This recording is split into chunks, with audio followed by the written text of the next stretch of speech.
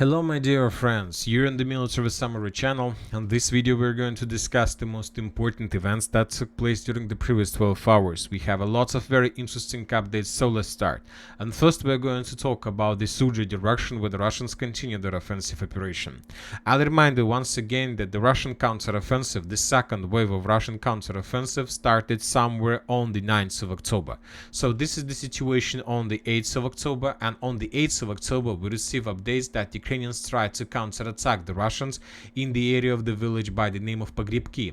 And based on the videos that were published by the Ukrainians, we have adjusted the map in Ukrainian favor. So the territory was recaptured by the Ukrainians. Most likely the Ukrainians were conducting the reconnaissance in force or in combat, trying to understand what the Russians are planning to conduct. On the 9th of October, we received the first reports from the Ministry of Defense of Russian Federation that as a result of several attacks, the Russians managed to establish complete control over the village by the name of Pokrovsk, and the Russians captured or liberated the village of Pokrovsk. So these two territories were recaptured by the Russians. Later, we got additional update on the 10th of October, and starting of the 10th of October, we start receiving the significant number of updates of how the Russians were attacking the Ukrainian forces along the road between the village of Korineva and the village of Zelený Shlях. And furthermore, we got the video that confirms Russian progress, at least in this area. We have discussed this video already. In this video, we can see how the Ukrainian armored vehicle was attacking the Russian forces that were heading towards him. And when he realized, the Ukrainian tank, the Ukrainian mech driver realized that he has had no chances to survive, he began retreating. And so this is the situation on the ground on the 10th of October. And as for the 11th of October, we got additional changes on the ground, but these changes haven't been confirmed by any video or any geolocation. These changes were provided us by different neutral mappers. As for the changes, the Russians managed to establish complete control over the village by the name of Lyubimovka over the eastern part, and the Russians managed to secure the territory on the of the village by the name of Zelený Shlях. So these two villages were captured by the Russians as a result of clashes during the previous night.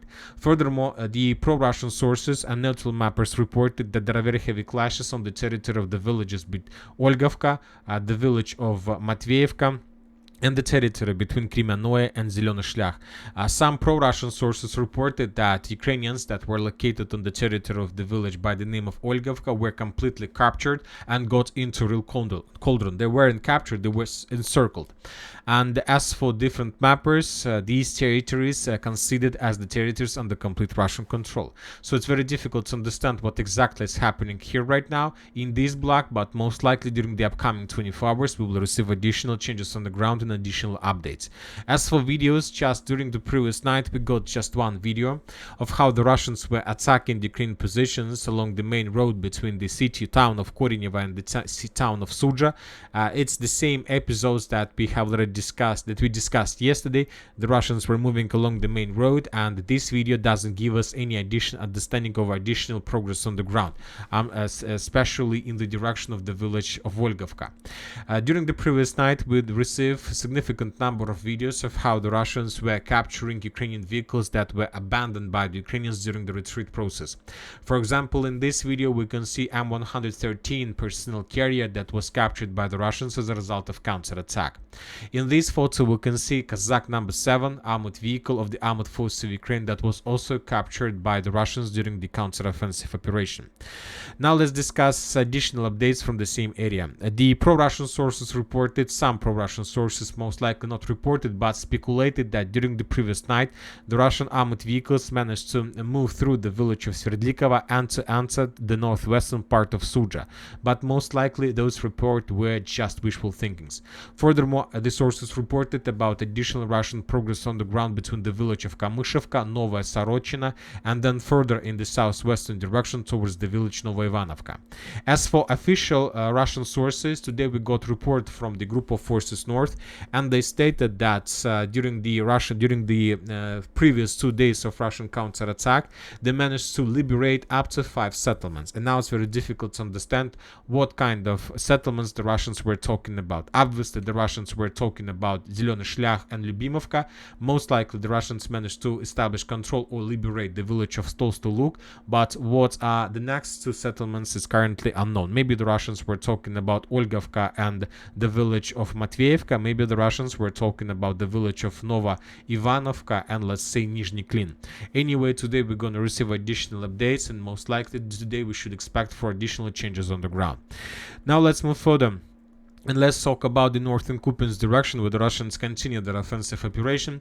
And during the previous 24 hours, the Russians managed to improve their positions between the villages of Kislovka, Kotlarovka, Pishchana, and Tabaevka. In this video that was published by 112th Mechanized Brigade, we can see several FPV drone attacks on the Russian vehicles that were attacking towards the Ukrainian positions. So we have changes on the ground, and we have adjusted the map. And the most important is that yesterday we have adjusted the map in the vicinity of Kotlarovka. So this is the configuration of the line of combat contact on the 9th of October. This is on the 10th of October. The Russians captured these fields and these fortifications, and on the 11th of October we got geolocations that confirm Russian progress in this part. So summarizing everything and taking everything into account, we can make a conclusion that during the next week the Russians are planning to take under control this part of the Kursk direction. Meanwhile, the Russian aerospace and artillery forces continue bombing and attacking the city of Kursk with a significant number of artillery rounds, shells, and with a significant number of aviation bombs. I'll remind you that yesterday we got report that the Russians managed to break through the Ukraine defense belt between the village of Sinkovka and Petropavlovka and to take the northern part of the village of Petropavlovka under complete Russian control. Now let's move further and let's talk about the Siversk direction. The scandal and the conflict between the military experts and Ministry of Defense continues. Today we got report from pro-Russian sources where they were showing us some progress on the ground and clashes on the territory of Grigorovka, and very reliable and official Russian government sources confirmed that yes, the Russians managed to take under control the village of Grigorovka, and that currently Russian forces are on the territory of the eastern Serebryanka, but once again without showing us any proofs in any geolocations. We are waiting for additional clarifications with real videos that can confirm Russian progress on the ground. Now let's move further and let's talk about the Pokrovsk direction, where the Russians continue their offensive operation. Very difficult, telling the truth. The critical situation currently is taking place for the Ukrainians in the city of Selydove. The Russians continue their offensive, and during the previous 24 hours the Russians managed to improve their positions in the vicinity of the landfill and the mine of Karachena. I'll remind you that a month ago, when the Russians just entered the city of Selydove, some Russian bloggers, military experts adjusted their maps in Russian favor by coloring the territory of mine and the territory of Terikon under complete Russian control. But since the beginning of the battle for Selydove, we haven't received even a single video that confirms Russian progress in this area. And starting the month of October, we got we are getting more and more updates that confirm additional progress on the ground. But the situation is like the Russians just now are taking under control the northeastern part of the city. So let's discuss in details. Just yesterday, the pro-Ukrainian sources reported, so this is the situation on the ground once again on the 9th of October, so 2 days ago. Yesterday we got the first report that confirms Russian progress on the ground. In this video that we discussed yesterday, we can see the Ukrainian FPV drone operator, an FPV drone that was attacking the Russian forces in this part of Mikhailovka. Based on this video, we have adjusted just this small block between the coal mine and Terikon of Russia and the village of Mikhailovka. Today, on the 11th of October, we receive additional video that confirm Russian progress on the ground between the landfill and mine of Imeni Karachena and the mine of Russia. There was a post published in the social networks, and in this video we might see Russian control over these buildings, at least over this part of the mine of Karachena. Maybe the Russians are moving further in the western direction, and due to this progress on the ground, most likely during the next 72 hours we're going to receive additional geolocations that will confirm Russian progress in this part, and then we will adjust, of course, the map in Russian favor. Furthermore, the pro-Ukrainian sources confirm additional Russian progress in the vicinity of the village by the name of Mirnograd. I'll remind you that the first geolocations that confirm Russian progress in this area we received somewhere 1 or 2 weeks ago, but just now pro-Ukrainian sources confirmed that. As for the Kurakhova area, we stop receiving any updates about the territory between the town of Gornyak and the village of Kurachovka. We continue receiving just FPV drone attacks, but we have no data, no updates regarding additional progress on the ground. For example, in this video we can see another FPV drone attack on Ukrainian vehicles that were trying to evacuate personnel from this cauldron. We received a significant number of updates from the town of Kurakhova. In this video we can see another Russian FPV drone attack on some Ukrainian communication equipment that Ukrainians were using to support their forces in this direction. As a result of attack, some radars and some constructions were destroyed. Now let's move further. In the vicinity of the village by the name of Stare Tserny, we also received lots of geolocations. As for this territory, the Russians published a significant number of episodes and videos of how the Russians were FPV droning the Ukrainians here. I would like to point your attention to this video once again. We have a lot of drones that are flying above this territory. And let's begin this video. Let's start this video from the beginning. I would like to point your attention that the Russian drone was flying above this territory for no reason.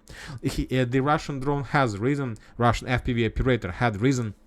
His main purpose was to stay on this position as long as possible, and when he see any vehicle, he should attack the vehicle without hesitating. So the Russian drone was flying, and at some moment the Russians operator discovered the movements of Ukrainian vehicle, and he attacked this vehicle immediately. And then to replace the first FPV drone, another FPV drone arrived to check the consequences of attack and to confirm that Ukrainians lost that vehicle.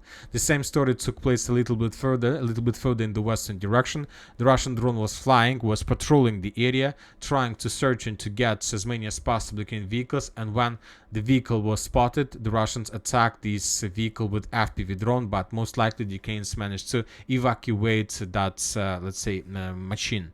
As for the South Donetsk direction, we haven't received anything special. Very interesting reports are coming from Kamyanske territory. As you can see, we have adjusted map back into a gray zone. Today, neutral mappers reported that Ukrainians during the previous 48 hours conducted several counter-attacks in this direction, and as a result of clashes, the Ukrainians managed to force the Russians to fall back from the southern part of Plavny. But as for the Russian sources, the Russians reported that yes, the Ukrainians carried out several counter-attacks, but most of them were repelled. The Ukrainians suffered significant losses and were forced to fall back. And the Russians are saying that the Russian army managed to even improve their positions and to take additional positions under complete control. So something like this maybe is happening right now in the Kamyanske direction. And that's it for the short video. Military Summary channel reminds we condemn any violence in the world. Thank you for watching. Subscribe to my channel. Put your likes, join my Patreon, and have a good day. Bye bye.